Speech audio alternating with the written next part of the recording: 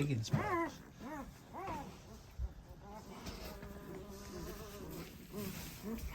We got 6.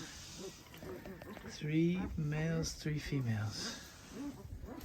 That's why that dispenser's on a milk crate there, otherwise the chickens will get in it. Yeah, what a good girl you are, huh? What a good mom.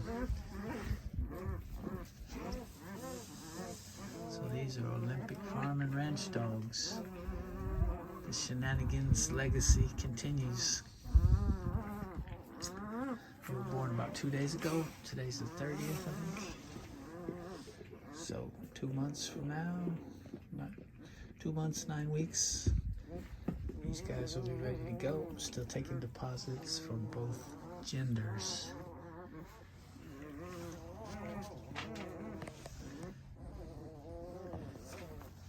Good girl, Biggun. Yeah, you're good. You're a good mama. You're a very good mama.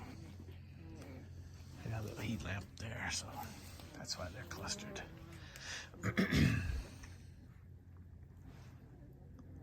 She's really good.